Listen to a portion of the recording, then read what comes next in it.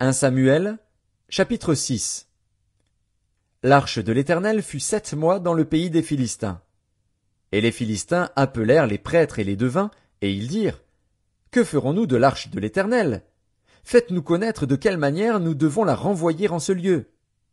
Ils répondirent, si vous renvoyez l'arche du Dieu d'Israël, ne la renvoyez point à vide, mais faites à Dieu un sacrifice de culpabilité.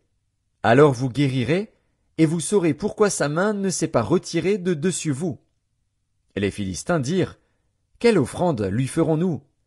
Ils répondirent, 5 tumeurs d'or et 5 souris d'or, d'après le nombre des princes des Philistins, car une même plaie a été sur vous tous et sur vos princes.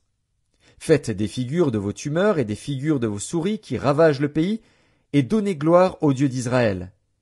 Peut-être cessera-t-il d'appesantir sa main sur vous, sur vos dieux, et sur votre pays. Pourquoi endurciriez-vous votre cœur, comme les Égyptiens et Pharaon ont endurci leur cœur?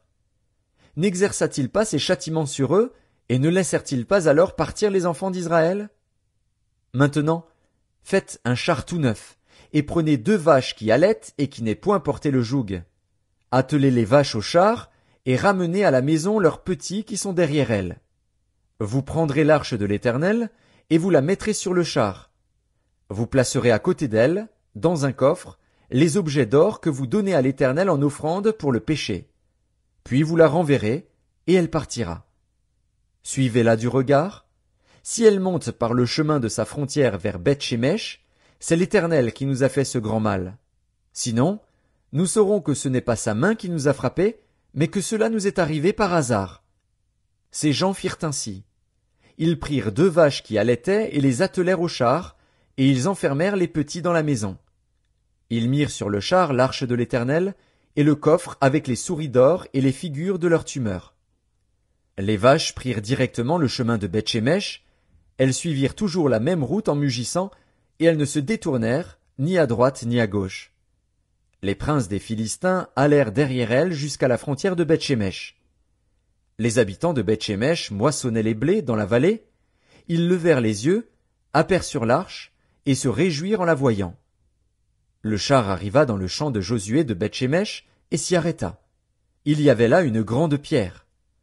On fendit le bois du char, et l'on offrit les vaches en holocauste à l'Éternel.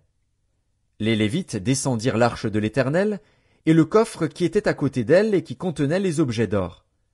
Et ils posèrent le tout sur la grande pierre. Les gens de Beth-Shemesh offrirent en ce jour des holocaustes et des sacrifices à l'Éternel. Les 5 princes des Philistins, après avoir vu cela, retournèrent à Écron le même jour.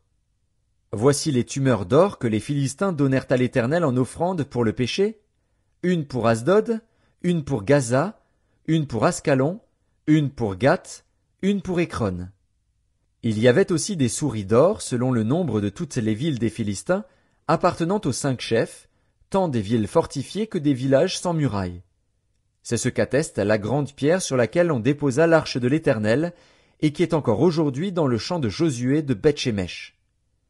L'Éternel frappa les gens de Beth-Shemesh lorsqu'ils regardèrent l'arche de l'Éternel. Il frappa 50 070 hommes parmi le peuple. Et le peuple fut dans la désolation, parce que l'Éternel l'avait frappé d'une grande plaie. Les gens de Beth-Shemesh dirent, qui peut subsister en présence de l'Éternel, de ce Dieu saint? Et vers qui l'arche doit-elle monter, en s'éloignant de nous? Ils envoyèrent des messagers aux habitants de Kirjath-Jéarim pour leur dire, les Philistins ont ramené l'arche de l'Éternel. Descendez, et faites-la monter vers vous.